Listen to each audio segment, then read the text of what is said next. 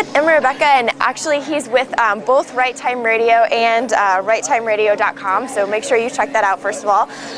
Secondly, I actually just met him a few hours ago, and the story that he had to tell was one of the most fascinating things that I've heard here at Cpac 2011. It was about his time in Europe living under socialized medicine, and the two stories that I really struck out to me are the times where we talked about your wife being pregnant with your two children, and I was wondering if you could tell those watching what that story was like under that government. Well, I lived in Budapest, Hungary in the 1990s. I went to law school there, got married there. First two of my four children were born there, and they were born under socialized medicine, which very few people in the U.S. really understand just how bad it is. We understand the theory of it, but not the practical, everyday aspects of it. My wife gave birth both times by cesarean section. The first time, the epidural was not inserted correctly, and she felt the entire procedure. The doctors, the nurses, did not want to believe that she could feel them cutting into her, no matter how often she was telling them. They just wanted to hurry on to the next procedure and just get done and not stop and redo it. The second time, when my daughter was born, they didn't set up the entire operating room correctly. The nurse leaned on the instrument table, and the whole thing fell over, nurse, instruments, table, and all right on my wife's head.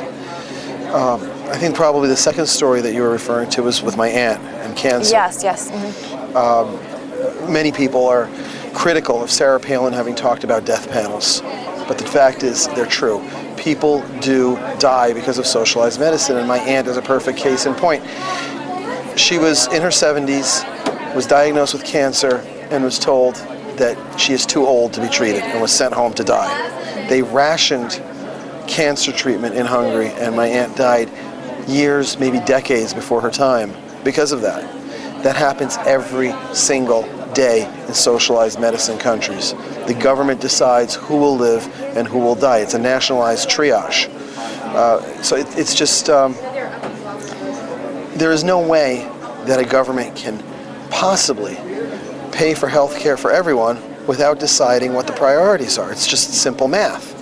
If they do that, then you have basically a bureaucratized system of capital punishment for the sick. Mm-hmm. And you know, there was a third story now that I'm remembering that you mentioned as well about your hand, and you said that you went on a Friday and they told you, they'd messed up the scheduling or something like that. I broke my hand. I was hiking. I broke my hand. Fell and broke my hand.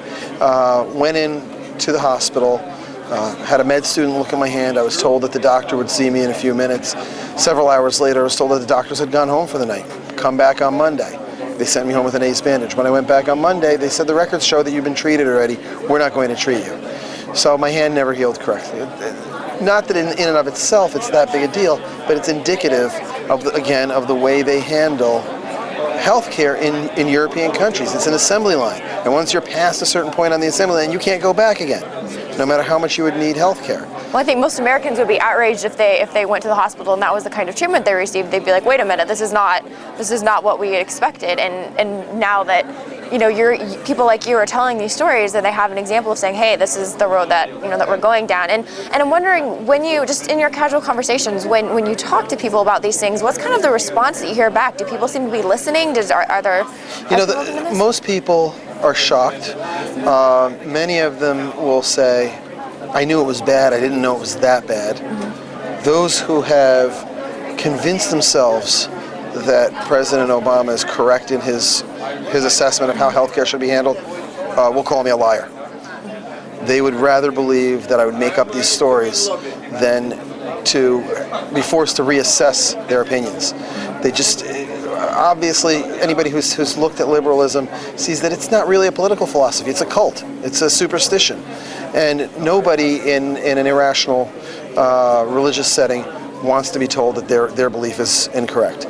Liberalism is, as Ann Coulter says, a church, a cult, a religion. It's the church of godlessness. Well, thank you so much. I truly appreciate you sharing that story with us. And again, it is really one of the most fascinating things that I've heard at Cpac, so really appreciate it. Well, thank you. I appreciate the opportunity to tell the story. Thanks.